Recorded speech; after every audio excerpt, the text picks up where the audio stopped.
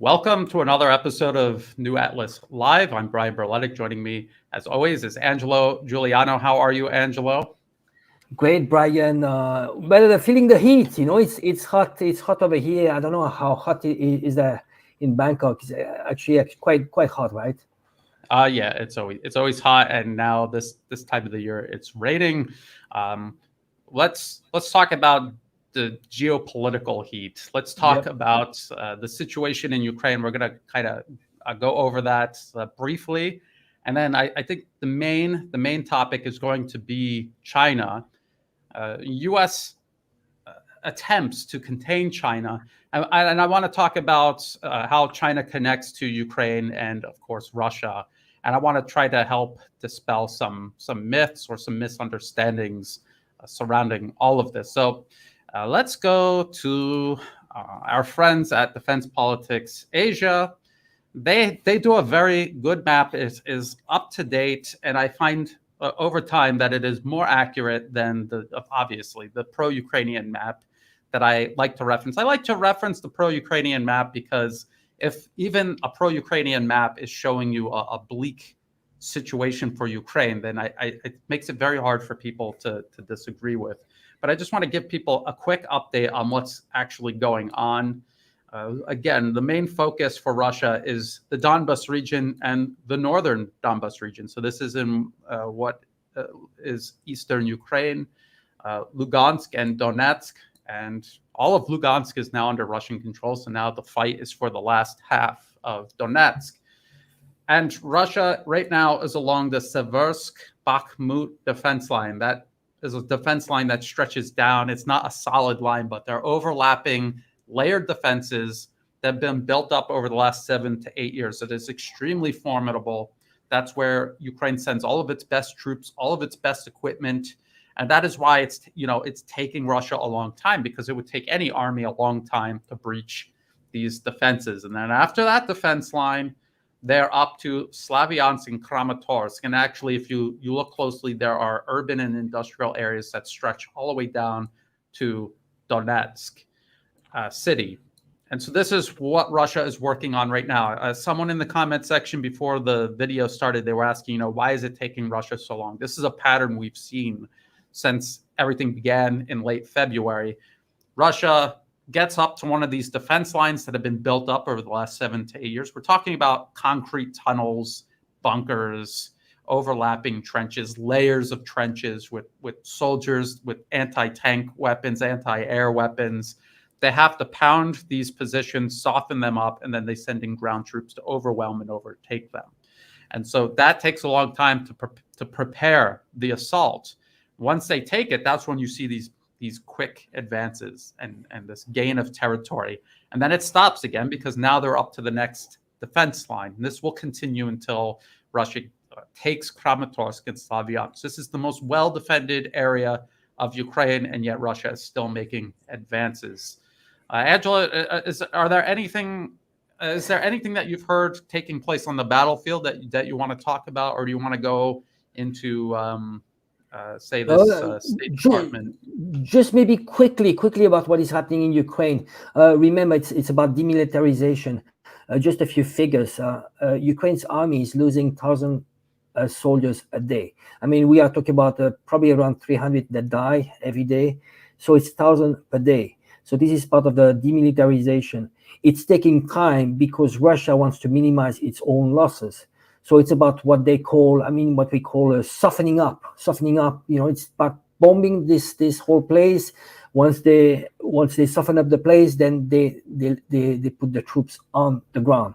So minimizing forces and actually just slowly grinding those forces. So you see, I mean, just those figures. It's scary figures.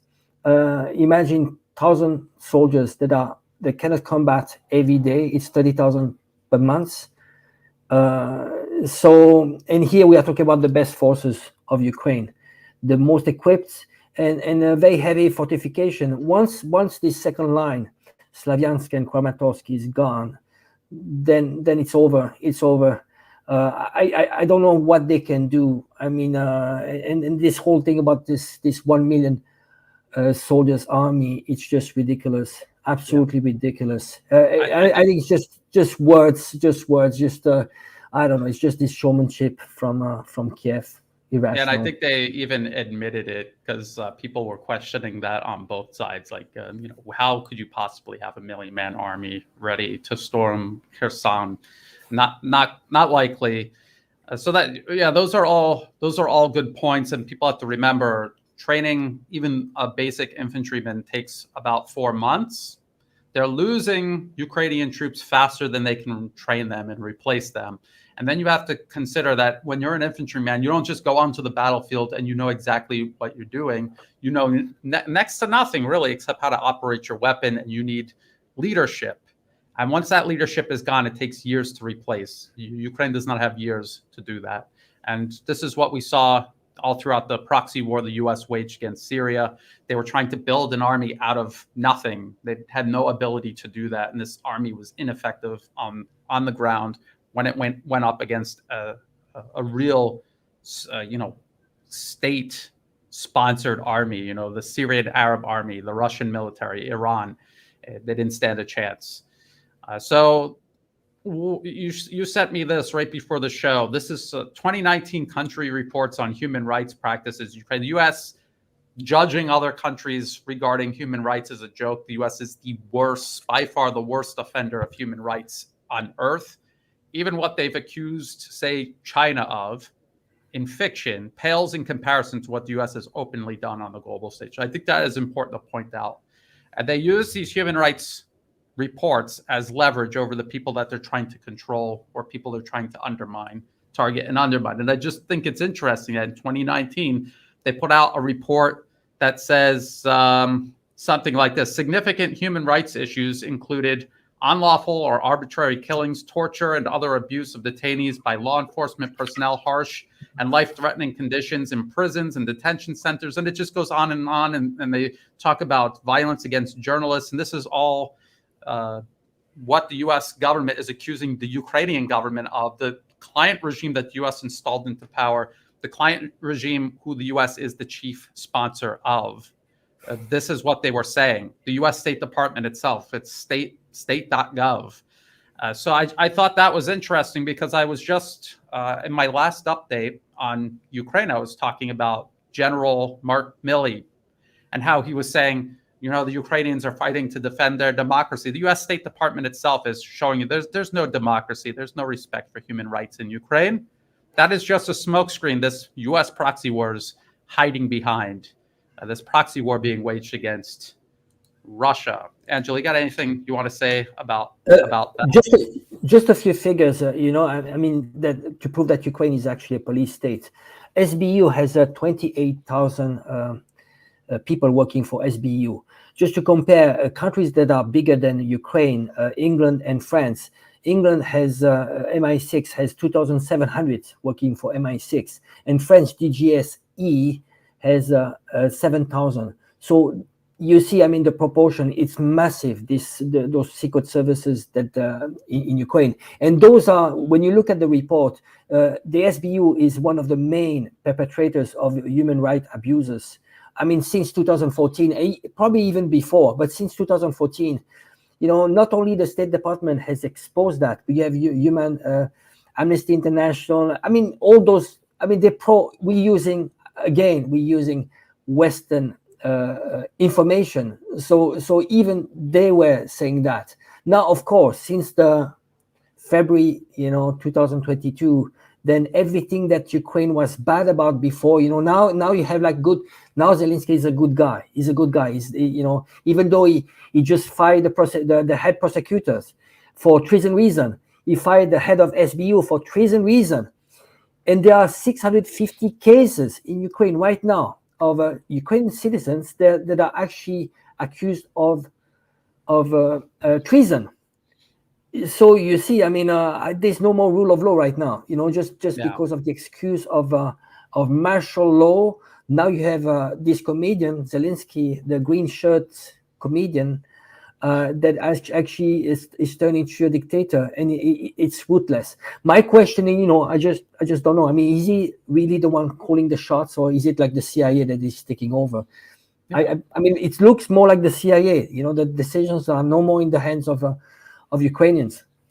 You're talking about this massive purge. If you're in the middle of a conflict like this and your military is disappearing off the battlefield, you're losing entire cities, and you're carrying out a massive purge like this, that is never a good sign. This is, you have to replace these people that you're purging. And when they come in, it will take them time to get into their role. They're not going to be able to just instantly overnight take over those roles. Angelo? Just add just one more thing. SBU killed. In Istanbul, there was one of the Ukrainian negotiator. His name is Kiriev.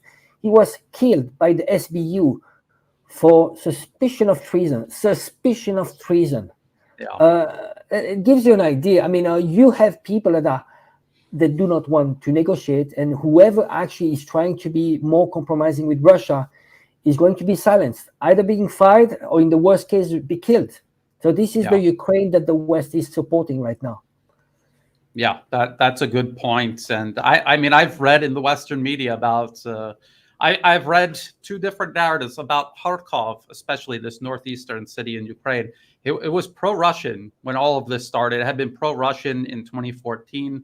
And the government in Kiev sent these nationalists, these Nazis, essentially, even the Western media admits that they're Nazis, to Harkov to terrorize the pro-Russian, the Russian-speaking Ukrainians into silence. And now they say, oh, look at Harkov, they're not pro-Russian anymore. They're afraid for their lives. That's why. And it's because the SBU and these special units like the Kraken, that is an offshoot of Azov or a part of Azov, who are literal Nazis.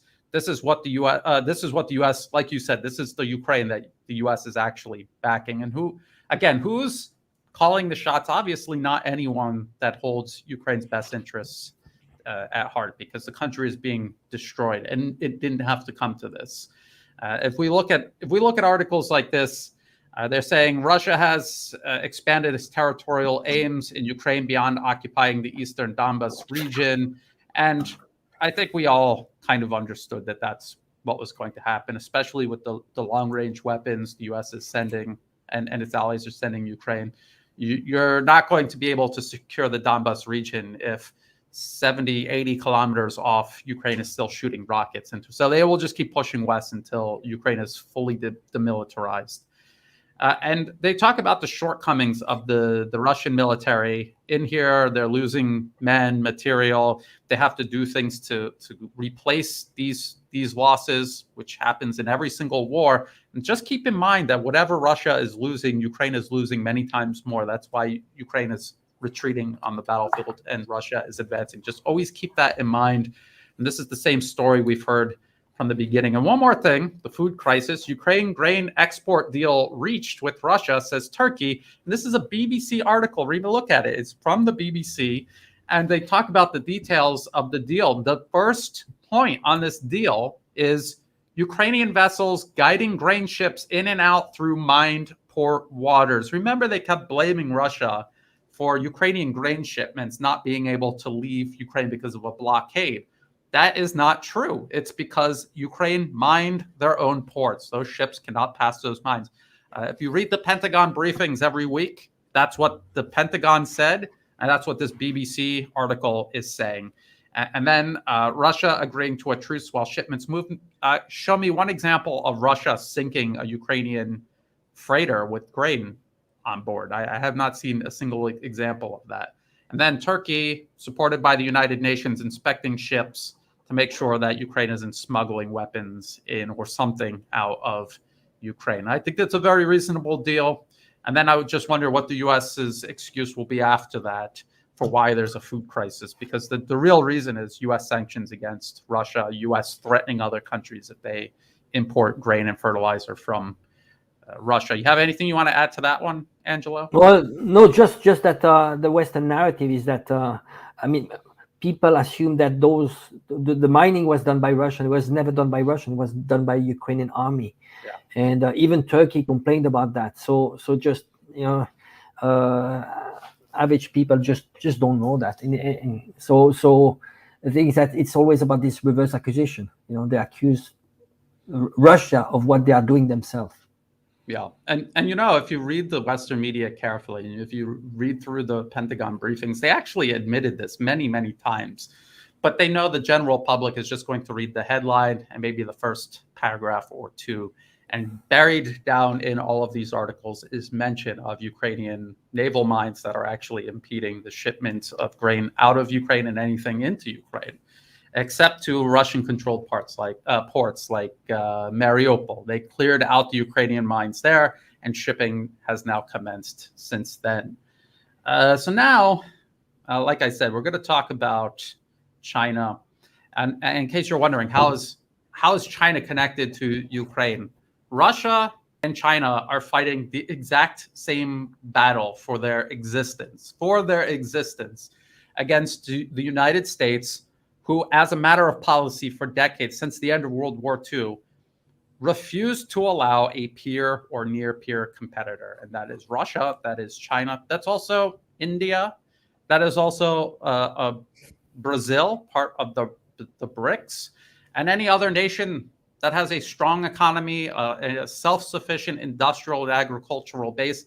As I've said many times in the past, empire perpetuates itself by keeping absolutely everyone else down, not by building them up, by keeping them down. This is the strategy they've had toward both Russia and China. Russia and China are not working together because they are desperate. There's a lot more that these two countries have in common than people believe. They don't know anything about Russia or China, and I would say they know much less about China than they do Russia. There's a lot of myths, stereotypes, and misunderstandings that prevail because of ignorance. No one talks about China in the Western media except in a negative way, and even in the alternative media, there's very, very few people giving an actual glimpse into what life is like in China. I've been to China. Angelo is in China right now.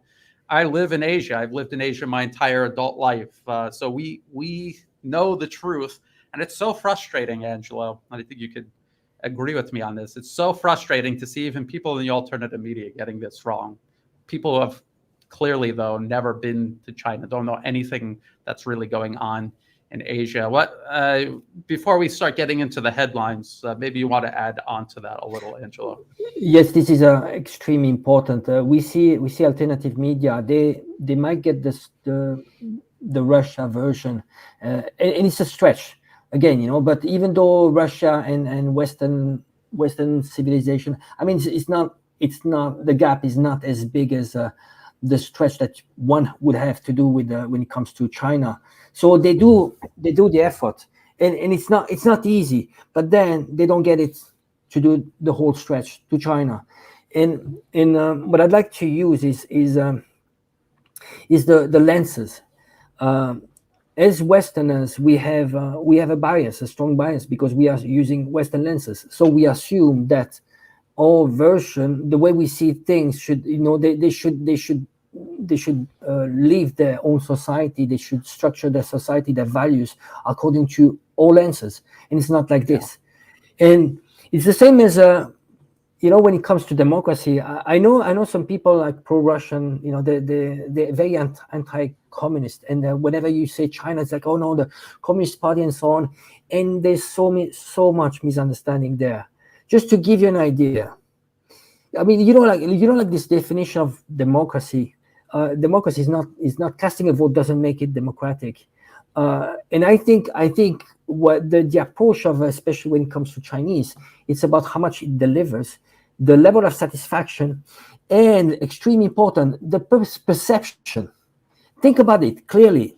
If you were to ask Americans in the US or Europeans, you ask them, what is your perception on your own democracy? How democratic is your own society?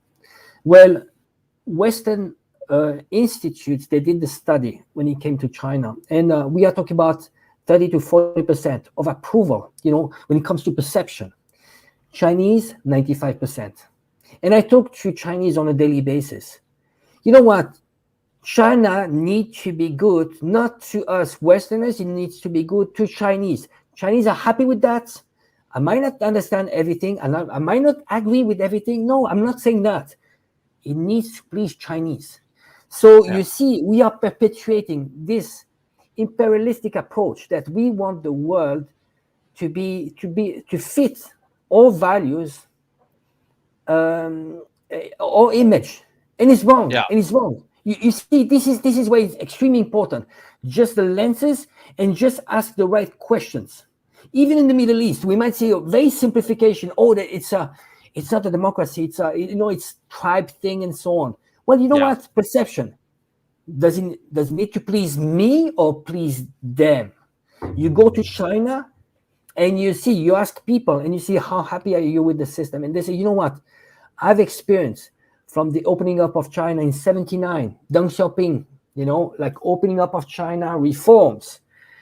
Those guys, they went from, extremely basic. There's one thing they say, the Sandajian. Sandajian is the three things you needed to have in life, to be prosperous. And back then it was bicycle, it was a TV, and a watch. That was, it meant being well, like having good conditions. Now Yeah. it's completely different. It's about housing. It's about they have everything. Yeah. So it's like it or not, CPC, like it or not, it has provided prosperity to Chinese. It's unbelievable. 800 million people were lifted out of poverty. Do you think, those people, they know what the contribution of the CPC? And then the CPC, really, if people were to take the time about understanding, because it's all about ignorance, CPC, it's extremely democratic in a sense that it's a system of selection and election, but meritocracy, meaning it's not a showmanship that you have like in the West. I'm going to tell you what you want to hear, but I don't deliver. In China, if you don't deliver, you're not going to stay in power. It's about meritocracy, and the more you deliver, the more you prove that you are able to do your job, the more you get up to the ladder. It's not perfect, but Chinese love it. Yeah. And Angelo, what is CPC? That is the Communist Party of China. And you will see all across the West, including from the Western, different Western governments saying CCP. CCP is not a thing. It's called the CPC, the Communist Party of China. If you see people saying CCP, it would be like saying ASU. It's wrong. It's dumb. It's ignorant. And why do the Westerners say that, knowing that it's not the CCP? And I've seen them do this with many other countries. It's about the West asserting themselves over someone to the point where they are going to tell them what they are called rather than calling them what they call themselves. And it's just one of those things that the West does to assert their superiority or their perceived superiority over another nation. It's just plain wrong. Have some respect for other people. If you want them to respect you and call you what you call yourself, do the same to them. But the West is incapable of this. The West, when I say West, I'm talking about the special interest driving Western foreign policy in all of these different countries. And, it's led by the US in particular, and also to a degree, the European Union, the interests driving the European Union, and also the UK. Now, I want to say something here, Angela, because we're talking about misconceptions about China and people not understanding China. I saw Alexander from the Duran trying to explain, and I think he did a very eloquent job explaining this, Western Russophobia. And he said, people in the West don't know Russia. They don't speak Russian. They don't travel to Russia. The Russians traveling to the West, they don't interact with them. Westerners don't know anything about music or literature or culture or history of Russians. They know nothing. When you're ignorant of somebody else, it's easy to look down on them, to assume that maybe they don't have any culture or that their culture doesn't match up to yours because you don't have a point of reference. And it's also easier to hate people like this that you don't understand. It's easy to use them as a scapegoat, a convenient scapegoat, especially when it's being encouraged by the state. One thing he said was that the hatred the West has against Russia, this is not something that Russia provoked. This is something the West carries within themselves.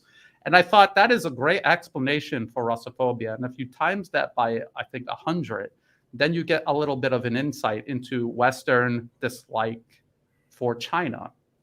I've been to China.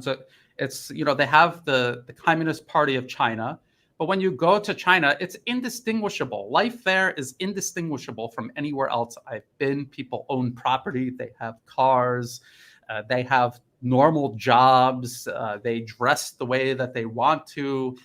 It looks like a normal place, and as a matter of fact, it looks like a very sophisticated and civilized place because of world-class infrastructure that you really can't find anywhere else. And so you have to go there to see it and to understand just how wrong people are about their perceptions. When I went to China, it was like 2006, 2007. And I was waking up at that time, but I still hadn't started writing. I obviously hadn't done any videos yet. But even I had some, misconceptions about what life was like in China. And they were blown away when I stepped foot into China completely.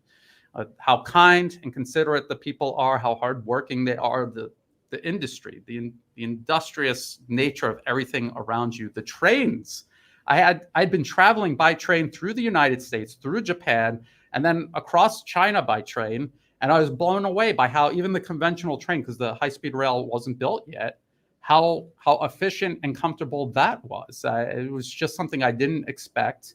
And so I encourage people, before you say anything at all about China, go there, see it for yourself. And if you can't do that, just admit you don't know. You don't know. And one thing to just be really careful about, if you see the West lying about Russia, lying about the situation in Ukraine, lying about absolutely everything else, but then you turn to them to gain some sort of insight into China. Why? Why would you do that? They're obviously lying about China. China is not the first thing they're telling the truth about. And we're going to get into these stories here about U.S.-Chinese relations, or I should say tensions, not really relations at this point.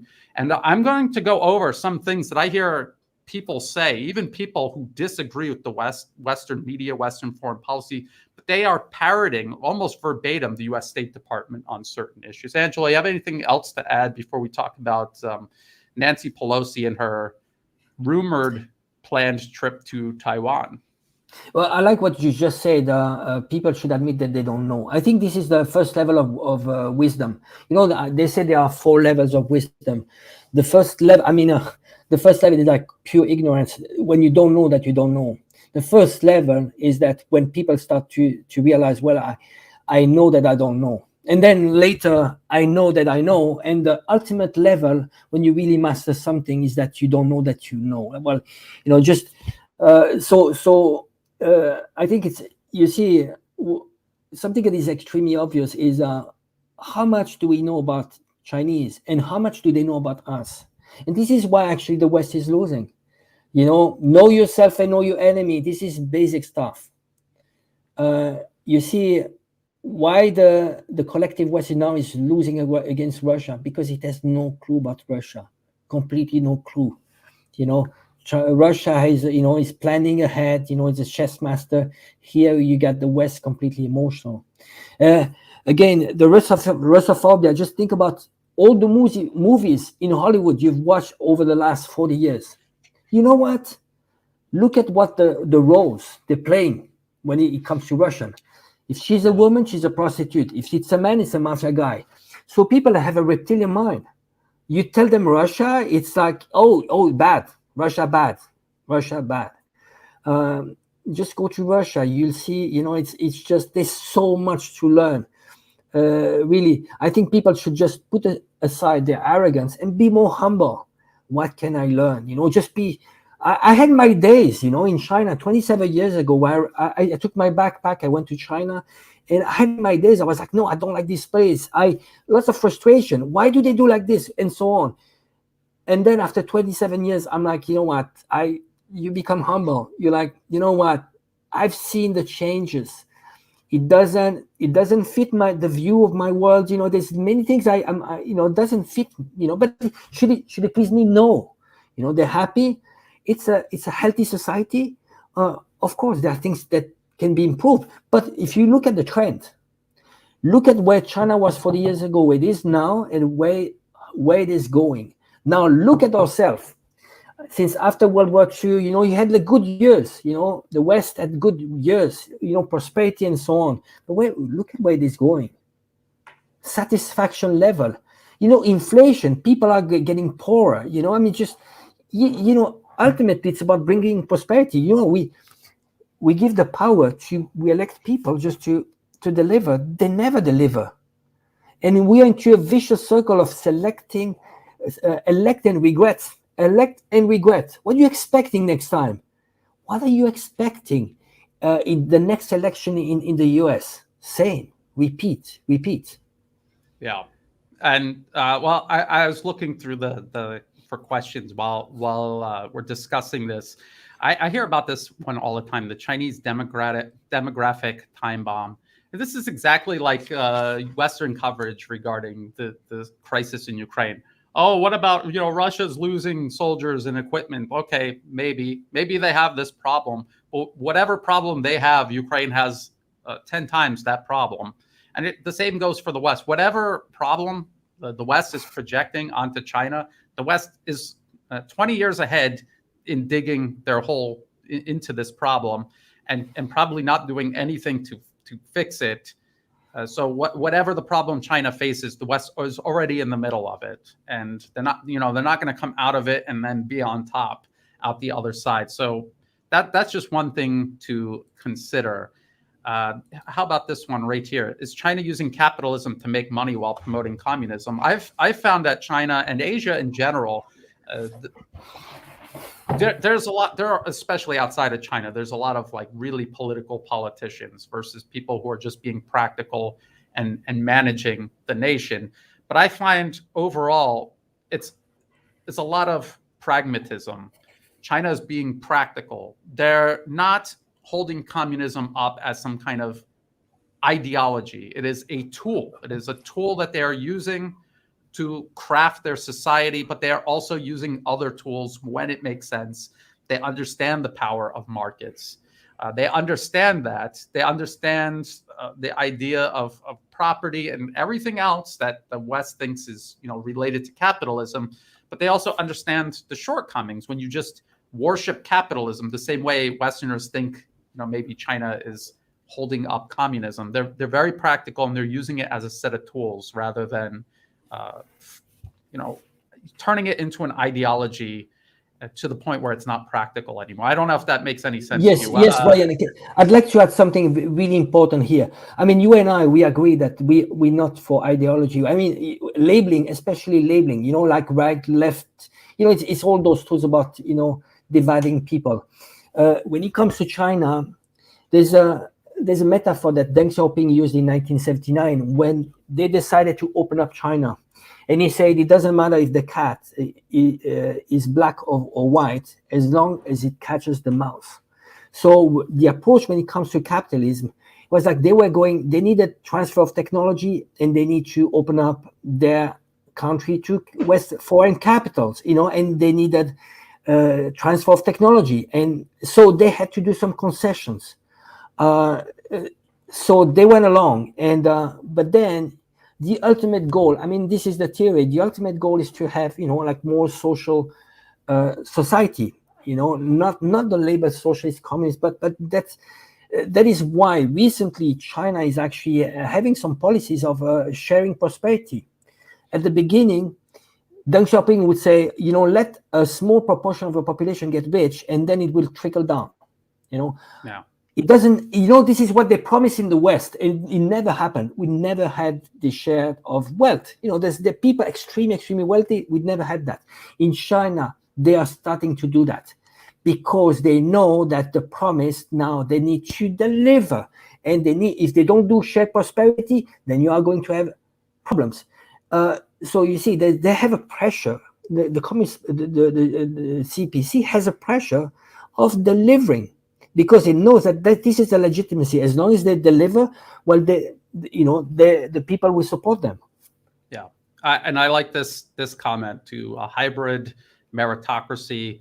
And another thing to keep in mind when you look into the background of Chinese leadership, they're all engineers and doctors, and they all have had real jobs. And they're like, scientific approach.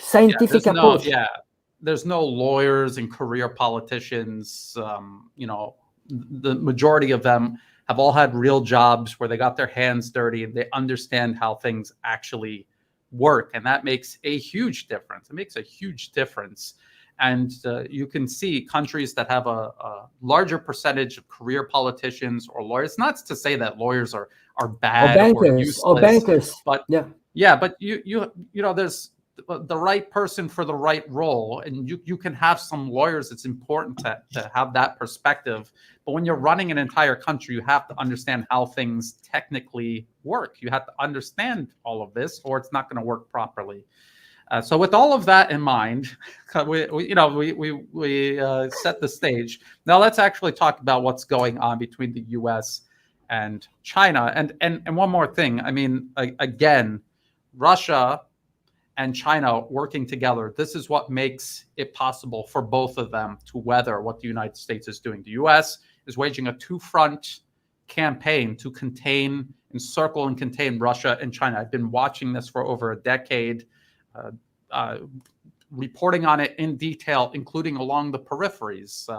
Thailand is part of China's periphery, and I watched the U.S. meddling here in Thailand, in neighboring Myanmar. So this is what's going on. To weather it, China and Russia have to work together. They are fighting the same fight against the United States, against unipolarism. So this is Pelosi's possible visit to Taiwan raises concerns. China might interfere with airspace, U.S. official says. And this is just fear-mongering. And if you read through this, they're talking about China has sent warplanes into Taiwan's self-declared air defense zone identification zone. Well, they screwed this up. And if you go down to the bottom, there's actually an editor's note, because at first they reported that China was sending aircraft into Taiwan's airspace. Now, first of all, Taiwan is part of China. Even Taiwan's own constitution says that the island of Taiwan is part of the rest of China. And so they don't really have their own airspace. But when they talk about the air defense identification zone, they're talking about something that is created in international airspace to give them more time to identify something before it actually enters their sovereign airspace, if Taiwan had sovereign airspace. And so China flying warplanes through this self-declared air defense identification zone, it's in international airspace. And even the CNN article says it does not violate international law. That is, if Taiwan was even a country. And so this is what the Western media has done. And they have done this for decades, and they do it across the board without exception. And this is what Western politicians have been doing across the board without exception. They are treating Taiwan as if it is a country, when U.S. official policy is that Taiwan is not a country. It does not have independence. It is part of China. And so this whole article is fear-mongering that China is going to shoot Nancy Pelosi's airplane out of the sky or something. And there's no evidence to suggest that. If you read through this whole article, there's no evidence to suggest that. And that is what has painted the West's image of China, these fear-mongering pieces of propaganda.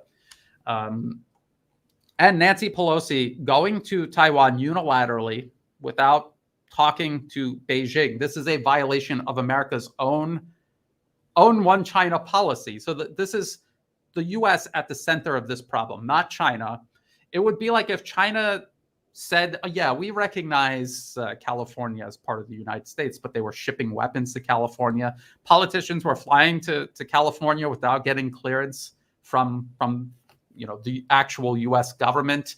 And the U.S. wouldn't tolerate this for a moment. And yet this is exactly what the United States is doing to China in regards to Taiwan. And just to drive this point home, again, we're back at the U.S. State Department's website, U.S. relations with Taiwan. And it says right here, in black and white, we do not support Taiwan independence. Right? I don't know how it could be any clearer than that. It's not independent. If it's not independent, what is it? It's part of China. People's Republic of China. Angelo, what would you like to add? Well, this is what they call strategic ambiguity. But even Taiwan, when you look at the Constitution of Taiwan, it says clearly that the island is part of China. And they could not actually they cannot declare independence because they would need to have a referendum And in order to have a referendum, they would need 75% of the support of the legislative chamber. So it's practically impossible. So here it seems like you have the DPP, the pro-independence party of Taiwan, which has been co-opted by the US. Yes. It's as long as it's in power, it will push for not for independence, but for provoking mainland China. And Here we Angelo, have, just real quick, Angelo, how do you know that the current government in Taiwan is beholden to the United States? we have talked about this evidence. before. Yeah. We have plenty of evidence. I mean, in 2004 already, Taiwan, there are WikiLeaks documents. She was having secret meetings with the AIT, which is the de facto Taiwan U.S. embassy in Taiwan, and she was actually reporting on the strategy and what they wanted to do. And then you have all the funding that from NED, all those NGOs into Taiwan to support, and also into media, all those media just supporting the DPP. I mean, she's been on Time magazine. They actually promoted her abroad, so she could be big back home. Yeah. So just real quick. So I got this comment up on the screen. Does Taiwan want to be part of China? It's an irrelevant question. If you have enough money and you put in enough effort, you can convince people of absolutely anything. You have to ask, what is in the people of Taiwan's best interests? Is it to be independent? Like, is it a good idea for Ukraine to have started this war with Russia? And the answer is absolutely not. Where did this idea for independence come from, Angelo? You were just talking about the National Endowment for Democracy, U.S. government money flowing into Taiwan, into the media space, working with the current government to shut down anyone who has a pro-mainland perspective. You're manipulating the people of Taiwan, and you're steering them into a course that runs contra to their best interests. And we've shown this many times before. The trade between Taiwan and the mainland, it is de facto part of the Chinese government.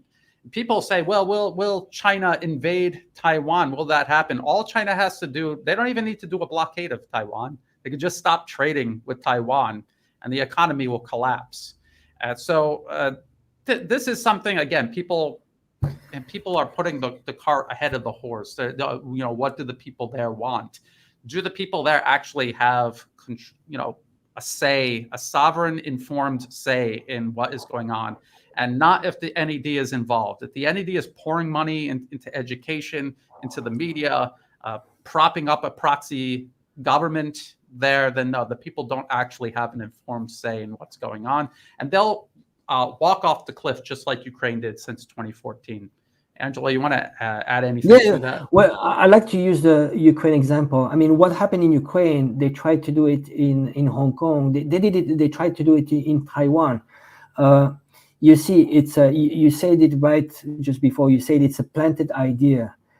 Then you put the funding, you start to change the history books, you start to have your hands on media, and you just need one generation. After one generation, you have kids in Taiwan that they've been told since they were kids. And in the history books, they've imposed books in Taiwan that actually manipulate completely the history of Taiwan.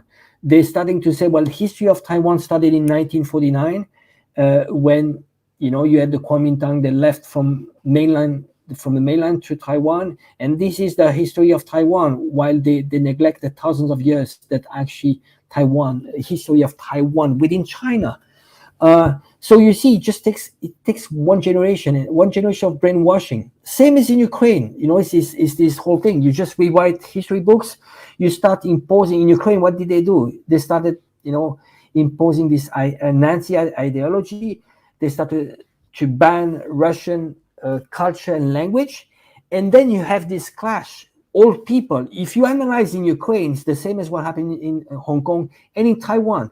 You have the older generation that grew up with a certain information from information space, conception of their identity, and then you have the kids. They grow up with Hollywood and Western media and different history books, and that's it.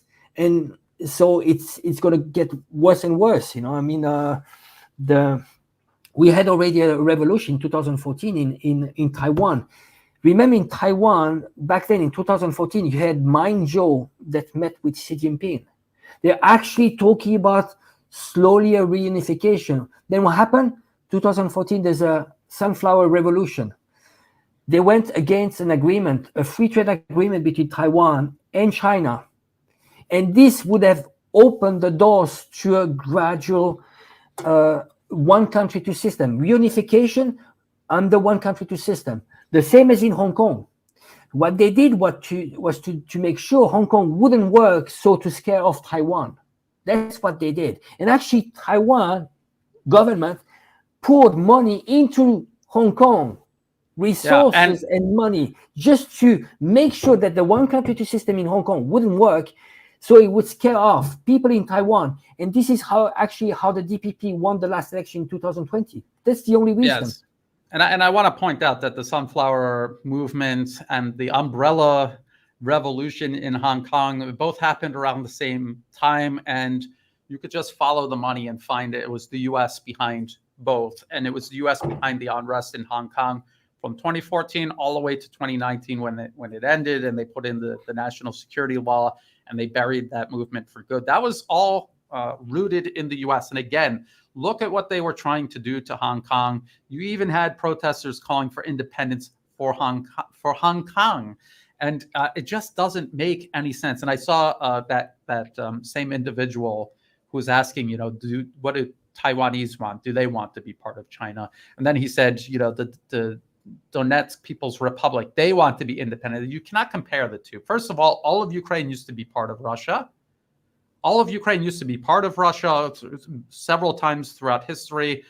The government in power in Ukraine right now is a client regime of the United States. So it's not like the U.S. is behind the Donetsk People's Republic, and so I should be against their independence as well. Again, there are two problems created by the United States, and there are two countries, Russia and China, trying to solve this problem. The U.S. meddling thousands of miles from its own shores. And if the U.S. wasn't behind the independence movement in Taiwan, it would not exist. I guarantee you it would not exist.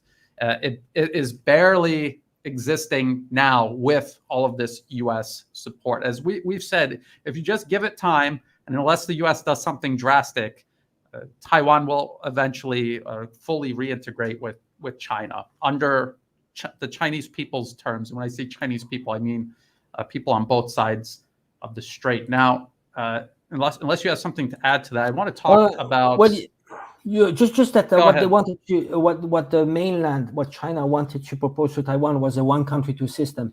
So the same model as we have in Hong Kong. So basically, no change, absolutely no change. They even told Taiwanese that actually they wouldn't have politicians from the mainland going to Taiwan, but Taiwanese representative could actually go to Beijing and actually have a say in China's affairs, and even Taiwan could even keep its armed forces. So it's just a formality. It's no change. And then when you are asking actually Taiwanese, even the young people, even the pro-independence, they might say, okay, we want independence, but we want the status quo. They know that the other alternative, if you go for independence, it's war. So they'd rather, probably 90% of Taiwanese people, they are for status quo. Yeah, I think even the polls suggest that what prevails is the status quo. But again, you have to remember where are these people getting their information from? Are they being manipulated? Are they being pushed into a certain direction? I don't believe that the people in Ukraine are inherently evil. The people in the nationalist battalions, I don't think that they were born evil. This was something that was put into their head, and this was something that was encouraged and sponsored and helped along deliberately by the U.S. I'm not saying that these people are blameless, but you can see the path of normal people pursuing their own interests and then being co-opted and then sent off a cliff for U.S. interests. And it's the same everywhere, including Taiwan. Now, I wanted to talk about this. This is actually pretty big news. And I think we've predicted this. We predicted that China was going to get around these sanctions, that there is no containing China. So this is CNBC, but it's looks like it's via Reuters. A U.S. mulls fresh bid to restrict chip-making tools for China's SMIC. Now, this was earlier this year, this month, and this company, SMIC, it's a Chinese chip company, and since then, this is the U.S. Look what it says here. Listen to the audacity here. The move would also allow the Biden administration to tighten export controls on SMIC's most advanced factories, while allowing tools to flow to its facilities that make commodity chips for automobiles and everyday consumer electronics. So the U.S. is going to tell China, you're just going to make home appliances. How dare you have advanced chip manufacturing? Not on my watch. This is the U.S. dictating to China their national destiny, what they're allowed to build, research, and develop, and what they cannot. And this is just outright imperialism. They don't have to say that it's imperialism for you to realize that that is imperialism. If it was the other way around, if it was China dictating to the United States what they can and cannot manufacture, I think you would understand the outrage and how unacceptable that is. But because it's being done to China, people don't seem to see that as a problem. Again, this is mainstream Western media saying this, and no one said, wait a minute, how are we telling China what they can and cannot manufacture? Well, anyway, despite the sanctions, they made this breakthrough. They measure chip making in nanometers, NM, that is nanometers, and 7 nanometers, that is very, very small. I mean, it's like close to as small as you can make the spaces and the transistors on the chips. I'm not an electric engineer or anything like that, but the smaller you go, the more sophisticated and efficient everything is.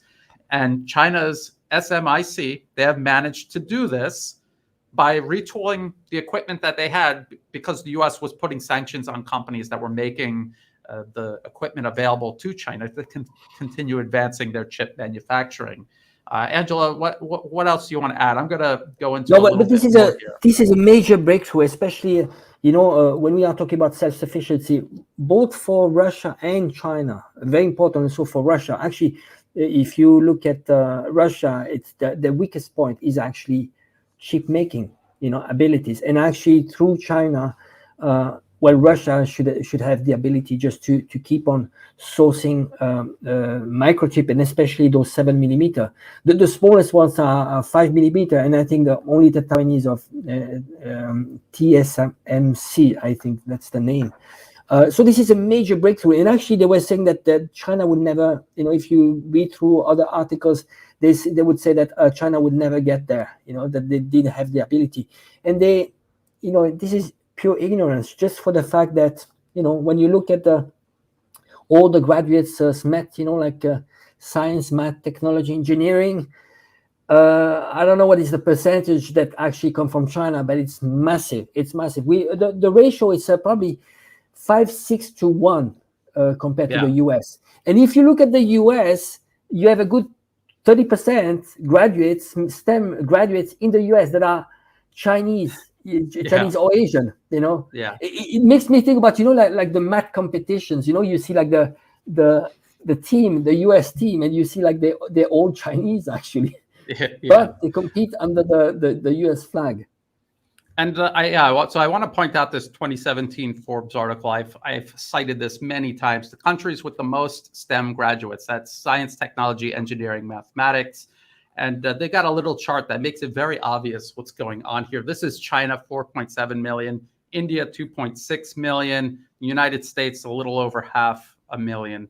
That is not something that's going to change. And then Russia, despite having less than half the population of the US, almost has as many STEM graduates as the US, which explains why a lot of people talk about the Russian economy. They denigrate it. They talk down about Russia's economy. But if you actually look at their industrial base, they have quite a formidable industrial base themselves. Plus, they cooperate more and more with China, which has a massive industrial base. This is an update. This is a report from 2021, Center for Security and Emerging Technology, Georgetown. And they're talking about this advantage that continues. That wasn't just in 2017 and then the US got back on top. No, this is an advantage that continues to tilt further and further in China's favor. And what we're actually talking about is the fact that China has a huge population, many times larger than the US population. They have, as you can see, millions more graduates in science, technology, engineering, mathematics at all levels, bachelor, graduate, PhD. And these are people who are then going to do research and development. They're going to go to factories and help these factories become more efficient, more advanced. They're going to be able to take the equipment that they have, because the US is sanctioning China, will not allow them to buy equipment from others. They will develop it themselves because they have the human resources to do that. We're talking about human civilization, human resources. This is the most important resource. China has invested heavily in developing their human resources. And this is why I always talk about the rise of China and how at face value it's irrational for the United States to try to encircle and contain China. Why would you do that? There are 4 to 5 times more people in China than the United States. You see how well educated they are, how hardworking they are. The infrastructure, world-class infrastructure China is developing. Why would they not surpass the United States? It's natural for a nation like China to surpass the United States. It doesn't mean that the US would become nothing. It would still be a significant nation with a lot of influence, a lot to offer the world, but they would have to do that among other nations rather than imposing themselves on all other nations, especially a nation like China. And you can see when we look at this, despite U.S. curbs, the U.S. cannot compete with China. When the U.S. has to put curbs on China like this, these sanctions, to try to sabotage their research and development and the advance of their different industries, that's because the U.S. just plain cannot compete with China. And it's completely reasonable for America not to be able to compete with China. That is something that the U.S. should accept. And instead of wasting resources on trying to contain a much larger nation that is surpassing them, they should start investing in themselves so that the people in the United States can enjoy the type of quality, lifestyle quality that the Chinese people are increasingly enjoying. And people across all of Asia, like I said, I've been in Asia. I've watched things change for the better as China has risen in this area. They're bringing everyone up around them with them. And I've seen the change, and I've seen how, as U.S. interference and influence decreases, how everything improves, because the U.S. is an empire, and their goal is to keep everyone down, to divide everyone against each other, and to keep them down. That is at the very root of all of America's policy. So to compete with China, this is what they're doing: curbing China. They're not investing in themselves. They're trying to sabotage China while China is investing in themselves. You don't see them doing this to the United States or to other countries. We could keep talking about this. We could talk about the Belt and Road Initiative, how much it differs from U.S. foreign policy and U.S. development around the world, where they bring in U.S. aid and they get countries or sections of countries dependent on U.S. handouts. And these countries receive this money for decades, and they're still impoverished. While China comes in, like, say, Laos, Thailand's neighbor to the north. I had been in Laos before China built highways and high-speed rail through Laos. I saw what the conditions were that people were living under, and I saw how it changed when China built that infrastructure and people had access to the regional economy, and how that changed their lives for the better. I've seen it. That was something the U.S. could have done with their decades of primacy over the region. They did not, deliberately. I could keep going, Angelo. No, it's a good example. I like the Belt and Road Initiative. This is an extremely good example on how actually the approach of China. Well, why they investing massively into the Belt and Road Initiative? There's various purposes behind this. One is that China, because it has a trade surplus, it has an extra. The trade surplus makes China have, at the end of every year, hundreds of billions of dollars that it needs to recycle, and China doesn't want to recycle those trade surplus into buying U.S. debt, because U.S. debt, we know how it ended up with the with Russia. It can be stolen, it can be, and it's not. It's actually the whole idea is not. It's not meant to be repaid. It's a Ponzi scheme. So China doesn't want to fall into that trap. So it's recycling into the Belt and Road Initiative. Then you're building road. It's going to shorten the lead time between you and your neighbors. So it's going to increase trade. It's going to bring stability to your neighbors. You building up like political alliances. It's shifting the gravity, economic gravity towards Eurasia. It's making those countries stronger and more stable, and you're bringing prosperity. It's and China has also an extra capacity that actually can export, and it needs raw materials from those countries. It's a win-win. It's a win-win. I just want to add one thing. The US is actually investing every year $500 million on media through USAGM, which is the propaganda arm of the US. Where you have like Radio Free Asia and so on. They're spending $500 million on demonizing China and the Belt and Road Initiative. And this is why you have all this talk about debt trap. Debt trap, and especially they take the example of Sri Lanka. Actually, it's a good example, China got hold of a port in Sri Lanka. Why? Because, Sri Lanka had IMF loans that were, they were needed to be repaid. Otherwise would go bankrupt. And China, they went to China and said, well, you know what? Why don't you take over this port, the port that actually China had built, and we are going to give me that money, and we are going to do a lease over 100 years. And China did that. And then they say it's a debt trap. The rates, interest rate that China is applying to the loans are half of what the IMF, the World Bank, and all the international banks are applying. This is an article of Reuters actually that was released a few weeks ago. It's half the rate, and there's no conditions. Like the conditions they have when you have you need reforms, liberalization of the economy. You know what it is? Liberalization, it's stealing state-owned assets, stealing the wealth from people, and then they want democratic reforms. Democratic reforms, it's about losing your sovereignty. Yeah. Exactly. So China doesn't do that. And China is not going around the world saying, well, like with a knife under your throat, take my loans. No. It's those countries that are coming to China and they do a feasibility study. Is it viable or not? And China has the capacity and it's willing to help. Yeah. So it's going to the idea is to make the global South richer. And this is why you have this alliance of BRICS, Brazil, Russia, India, China, South Africa, and you have more countries joining in. You have Saudi Arabia interested, you have Egypt interested, you have Argentina, interesting. And when you look at combined their GDP per purchasing power parity, it's much larger than G7. And I'm not even talking about population. We are talking about over $3 billion, over 3 billion people. So you see, this is a shift. And that shift didn't happen overnight. The BRICS idea, even the BRICS Bank, there's a BRICS Bank actually that was created, I think 2014 or 2015. So you see what we are living now, it wasn't done overnight.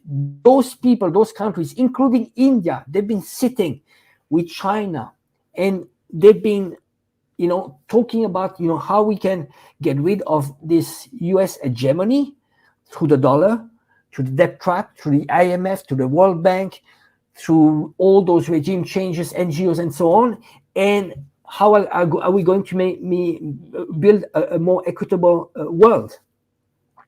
Yeah, and when you build this infrastructure, it makes these nations where this infrastructure is located, makes them stronger economically.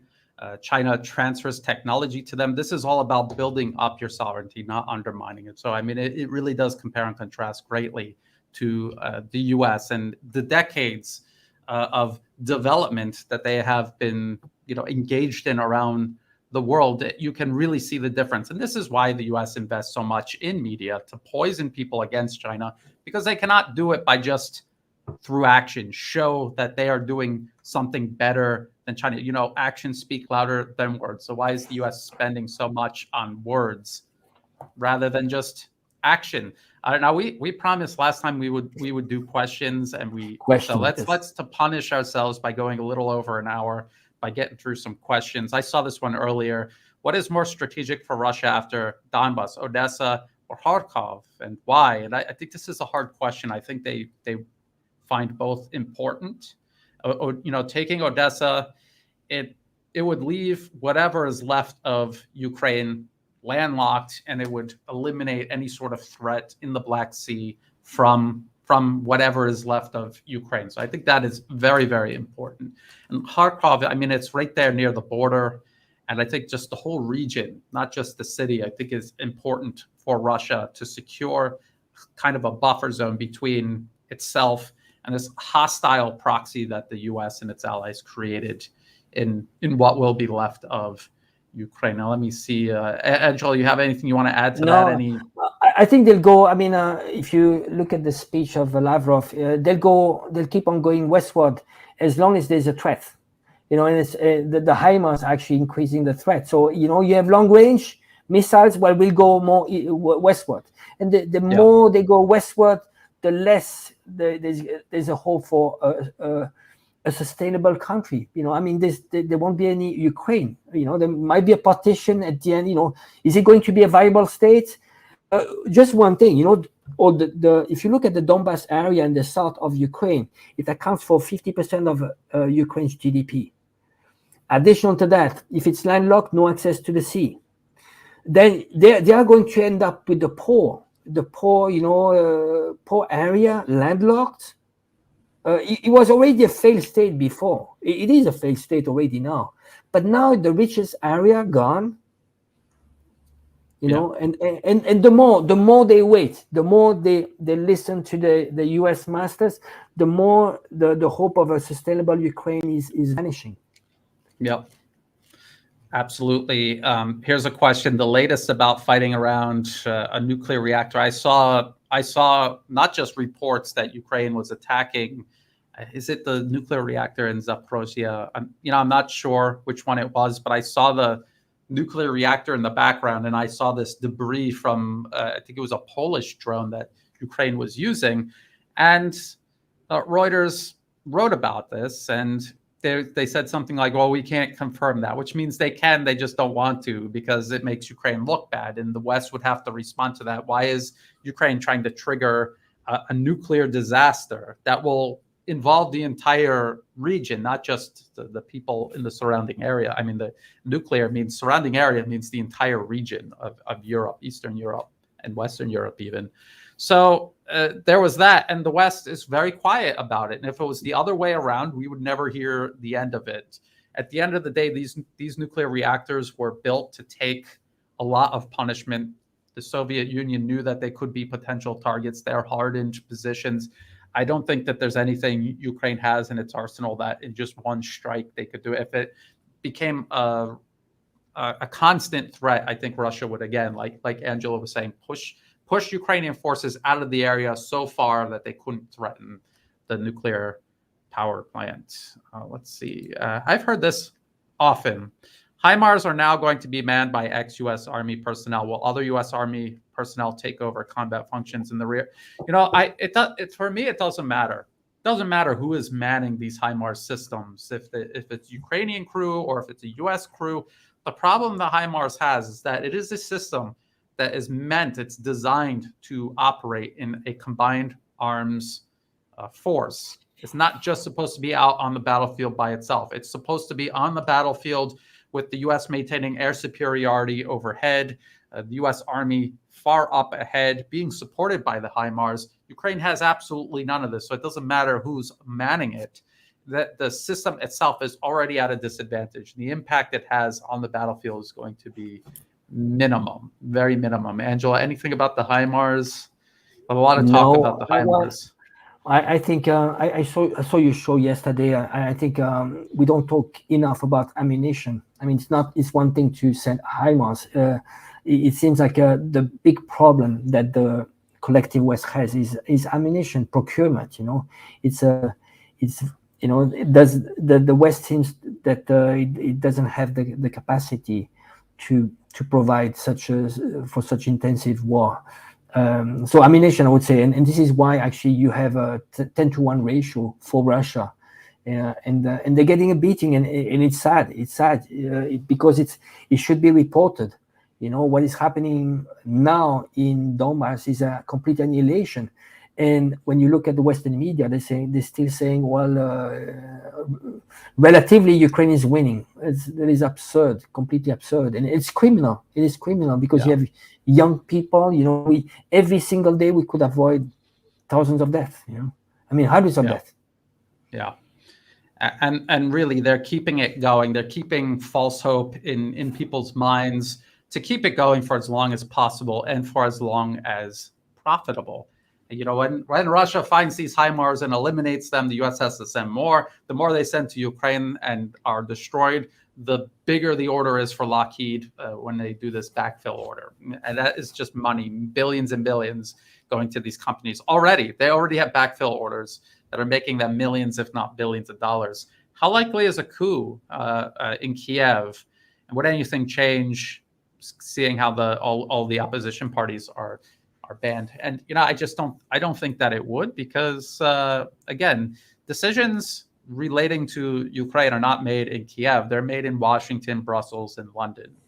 And that is something that has to change. And until that changes, nothing else is going to matter. If they had a coup in Kiev, I think it would be because they need to reorder their narrative for some reason. I don't know if anyone in Ukraine could take over and assert Ukrainian sovereignty and put an end to this conflict. I don't know if that's possible or not. What do you think about that one, Angelo?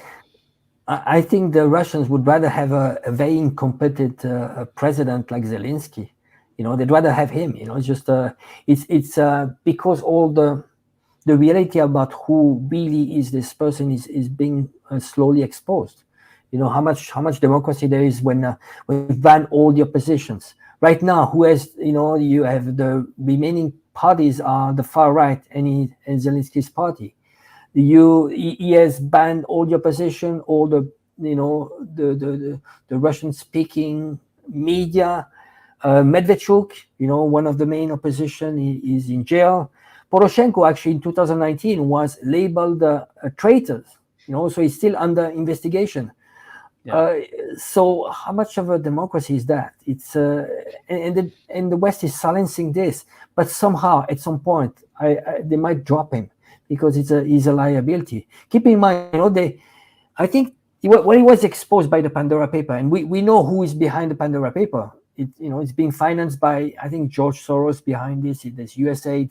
So somehow, if he doesn't comply, Zelensky probably the other alternative is being killed by the CIA, or is being jailed for corruption. For this, all the corruption behind this. And remember, the guy has been financed by Kolomoisky, who's stolen $5 billion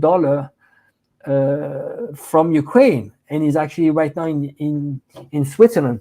I want to add one thing. There's right now many MPs in Ukraine are actually buying properties in Switzerland, so they have a backup solution already.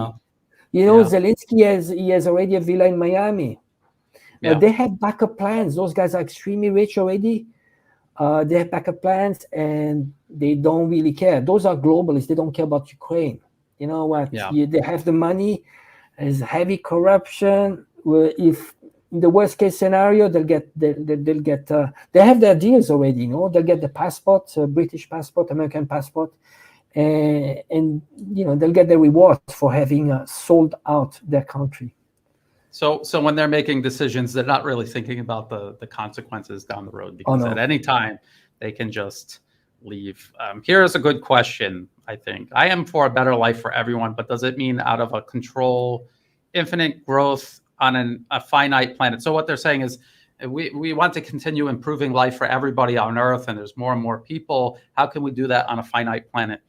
The moment the first human being picked up a tool, they refused to starve because their natural capacity to find and consume food. They decided to pick up a tool and do something about that. That was overpopulation. That was one person that should have died from starvation that didn't because they used technology. That is the story of human civilization ever since. We have been using technology to make more out of whatever we have, so that we can continue going. This is something that is only limited by human ingenuity. You know, we could talk about science fiction and things like that, but you know, the truth is there are resources, endless resources that we can find and use if we want to. There's no reason, and this has been an argument all throughout human history. There's too many, you know, back in ancient Greece, there were too many people, you know, people would argue there's too many people, and obviously not. And obviously we wouldn't want to go back to life like that. Technology is what makes it possible to continue growing on a finite planet. Now, there is something to say about growth just for the sake of growth, profit just for the sake of profit. I believe in purpose-driven business or economies or something like that. There should be a purpose to it. And I think a lot of unnecessary waste and cruelty and exploitation comes out of, you know, what the West calls capitalism. I don't want to get into an argument about labels, but the way the West operates, and the way even some countries in Asia or some people in China, they also believe in this idea of just getting as much as possible. There's people in every society that want to be rich just for the sake of being rich, and I think that it's very harmful. Very little good comes out of it. I think people that pursue purpose over profit, which doesn't mean they're not making a profit. It just means they put purpose first and then profit. They need profit to do anything. I think people have to be balanced. There's a middle ground to be had. We don't have to go back to the trees and the caves. We also don't need to keep bulldozing forward without any purpose. Angelo, how do you feel about that? Yeah, I think we need to be extremely careful. I agree with most of what you said, absolutely. You know, these days there's a lot of talk about climate change and so on, and we need to be extremely careful. You know, the globalists are behind this. If you look at who was behind the COP26, you know, we are talking about all the big banks, the big corporation, they're taking over. And, you know, there's a reason why Putin and Xi Jinping didn't want to attend, you know, and actually what is behind this, if you really look, I'm not a climate change denier, you know, I have enough enemies like this, you know, but what is happening here, it's a plan of further containing the global South. So you have the Western countries that have been polluting the world for hundreds of years, and now they're saying, well, stop, let's stop, everyone, you know, you stop. You know, and when you look at Sri Lanka, you know, the policies, the criminal policies they imposed on Sri Lanka, you know, there was, you know, green policies. It was just absurd.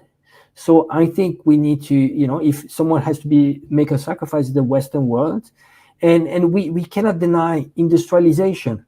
You know, self-sufficiency, I think every country should look at self-sufficiency. They should learn from what happened in Russia. Why Russia is so strong right now? Because they work on self-sufficiency, and they actually value, they start to value more like raw commodities and so on. You see, the global South is not poor because, I mean, people are intelligent, you know, they have all the resources. The collective West has done everything to contain that, just to make sure they are not self-sufficient. They need to import, you know, or I mean, a lot of things from the West at the higher added value. You know, and they keep selling cheap stuff, and you put them on survival mode, and you're pouring like some NGOs money, USAID. You see this whole hypocrisy of USAID. You know, USAID is stealing $7 billion from Afghanistan, and then they say, oh yeah, let me give you a few millions, you know, to help you out. You know, it's just this whole hypocrisy. Containing, you steal them, all their resources. That's how you see them. You know, they don't even see people. They just don't care, you know. You contain them. You don't want them to be industrialized. You let them on a survival mode. And now with Russia, it's going to change. Now they're going to change the rule of the game. And they're starting with the US dollar, but there's going to be a redistribution, you know, and revalorization of actually natural resources, how much we pay them, you know, and because well, an hour, you know, there's a reason why an hour paid in Thailand is 1/10 of what is paid in the US. There's a reason for that. There's a reason, you know. So you mentioned climate change. This is another issue that people are on opposite extremes of, and no one is occupying the common sense middle ground. It's obvious that human activity has an impact on the environment. There's no doubt about that. But the same people who are lying to us about WMDs in Iraq, Russia, unprovoked war of aggression in Ukraine, all of these lies told by these people, these are the same people talking about climate change. It's not that it's not happening. It's that they're trying to co-opt something that is a genuine concern of many people. They're doing absolutely nothing to actually solve or address it. And they are doing exactly what you said, Angelo. They're using it to stop the industrialization of the rest of the world. The rest of the world is catching up. I say this all the time in regards to technology. It's leveling the playing field. It's allowing everyone to catch up. This idea of the West, it had imposed itself on the rest of the world through the use of technology. That advantage is diminishing to the point where it's negligible. They're trying to reassert themselves using this and many other things as an excuse to do so. So that doesn't mean don't do anything about the environment. It's fine. I think there are things to do, but these are not the same people lying to us about Iraq, Syria, Russia, Ukraine, China. They're not telling the truth about this one thing. They're going to lie about this and take advantage of this too. And just pick any topic, and the same applies to that topic. There probably is something that there is to be concerned about, but these are not the people to resolve it, not the way they want to resolve it. They're just taking advantage of it. Well, I think we'll do like one more question, and then we'll wrap it up. And next time we'll try to start 10 minutes early with the questions at least. Let's see, I'm scrolling down looking for another. Someone was asking about Patrick Lancaster, and then someone else said that he is on holiday. He's on holiday, yeah. Yeah, if he's on holiday, I mean, that's because he is in the middle of death and carnage for months, and you need a break from that. You're going to lose your mind. So let's see. Do you see any good questions? Let me go all the way down to the bottom and see if a question. Well, maybe let me continue on what we said before. It's funny how those people, they're for climate change, but they are the same people actually going against some project, let's say in Myanmar, the dam in Myanmar, where in Myanmar they need roads, they need basic infrastructure, they need electricity. Yeah. And you're denying them electricity because you say, well, if you build a dam, it's going to be bad. A few fishes are going to, disappear. I mean, they think about the tourists, the European tourists going there and not having the biodiversity that he's looking for. Well, those people are starving. They don't even have any road. So you want them to stay poor. It's the same as, I was in Tibet 25 years ago. And I was asking people, what do you want? They say, I want some road. I want a house. I want a house. Yeah. The Western people, the woke, those woke guys, they say, oh, you know what? Let's it's nice if they keep their lifestyle. You live, you're out in a tent, 365 days a year. It's fine. That is their lifestyle. Why don't you protect their lifestyle? No. You ask them. What do they want? They're like, first thing they say, I want a house. I want a stable life. I want a plot of land. I want to have a better life. I want to send my kids to school. Yeah. And that is happening. You go now to Tibet. That is happening. Yeah. Yep. And, I saw that in Laos also. I saw people living in homes. They weren't shacks. But it was extremely simple. I mean, it looked like you time traveled 100, 200 years ago. But to a foreigner that's seeing that for the first time, and even if they hang out there for a week or two, backpacking, it seems great. But I mean, if that was your life every day, I mean, just think the first time you get sick or something, you need to go to the hospital, and there's no road to get you there. And there's no hospital even, within range. Just to think about that. So you're absolutely right about that. I think this is the question we'll stop on. Should Russia just stop the gas flow via Nord Stream and watch the repercussions? Maybe the world needs an example of the collapse of a civilized country before war has a chance to stop. That is always an option that Russia has available to it. I just want to point one thing out. Years ago, Turkey shot down a Russian warplane near the Turkish border, operating in Syria. This was when Russia began their military operations in Syria in 2015.